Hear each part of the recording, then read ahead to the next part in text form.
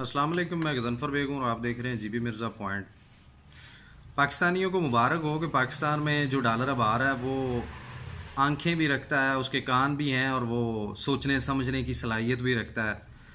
कल जो ही डॉलर ने ये सुना कि इसहाक डार बतौर वज़ीर ख़जाना वापस आ रहे हैं, तो डॉलर ने फ़ौरन 6 रुपये और 48 पैसे नीचे होना इस्तकबाल के लिए पसंद किया। वो डार साहब के इस्तकबाल के लिए झुक गया और पाकिस्तानी कौम को कुछ रिलीफ दिखा दिया।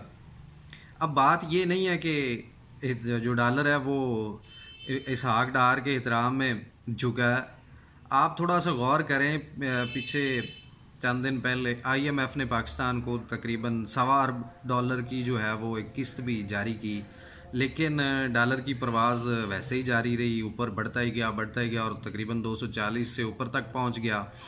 तो कल जो ही डार साहब के वापस आने की बात शुरू हुई तो डॉलर ने भी 6 रुपये नीचे होना पसंद किया। आप गौर करें ज़रा कि क्यों डॉलर जो है वो किस्त मिलने के बावजूद भी ऊपर गया। उसकी वजह यह है कि माहिरीन कह रहे हैं कि ये जानबूझ के डॉलर को ऊपर किया गया ताकि जब इसहाक डार वापस आए तो आवाम को एक जो उसके मतलब प्रोपेगेंडा किया गया कि वो तो जी बहुत कमाल के माहिर मुआशियात हैं, हालांकि वो सिर्फ अकाउंटेंट हैं, वो सिर्फ हिसाब किताब कर सकते हैं, वो माहिर मुआशियात नहीं हैं, वो कुछ ऐसी पॉलिसीज़ नहीं बना सकते जो मईशत को बेहतर कर सकें। लेकिन बताया ये जा रहा है और दिखाया ये जा रहा है कि जी हमारे पास डार साहब मौजूद हैं जो आके जनाब डॉलर की जई तई फेर देंगे। तो उस बात को सच साबित करने के लिए डॉलर को मसनूई तौर पे ऊपर किया गया और कल डॉलर को मार्केट में जो ख़रीद के रखा हुआ था उसको फेंका गया, तो उससे डॉलर ने नीचे आना ही था। अब ऐसा क्या हो गया कल में कि जो डॉलर फटाफट 6 रुपये नीचे आ गया? ये सब कारीगरी की जा रही है, ये सिर्फ आवाम को गुमराह करने की कोशिश की जा रही है, वरना डार साहब की जो पहले की कारकर्दगी है वो बिल्कुल ख़राब है। और उस पर माहिर मुआशियात जो हैं बहुत सारे वो कह चुके हैं कि पिछले दौर में डार साहब ने तकरीबन $8 अरब जो है मुल्की ख़जाने के वो ज़ाया किए थे कि मार्केट में रिज़र्व्स में से फेंकते रहे डॉलर, और ताकि वो रेट जो है स्टेबल रहे और आवाम को ये पता ना चले कि डॉलर का रेट बढ़ रहा है। लेकिन जो ही ये गया नई हुकूमत आई तो डॉलर ने ज़ाहिर सी बात है अपनी असल कीमत पे जाना था, तो उसने परवाज़ शुरू कर दी और 3.5 साल जो इमरान खान साहब के हैं उनमें वो 180 तक जा पहुंचा। तो बात ये है कि ये सब कुछ जैसे वो होता है ना, तमाशा किया जा रहा है अवाम के साथ, अवाम को गुमराह करने के लिए। मुल्की मईशत से इनको कोई गर्ज नहीं है, इन्होंने बस उसे वापस लाया क्योंकि आपने ऑडियो लीक में भी सुना था कि वो इसहाक डार साहब के आने से कुछ इनके ज़ाती मामलात जो हैं वो बड़े अच्छे तरीके से हैंडल हो जाने, तो वो हैंडल हो जाएंगे। और फिर जब ये गवर्नमेंट जाएगी, क्योंकि अब ये गवर्नमेंट ज़्यादा लंबी चलने वाली नहीं है, ज़्यादा से ज़्यादा 2-3 माह निकाल दी जाएगी।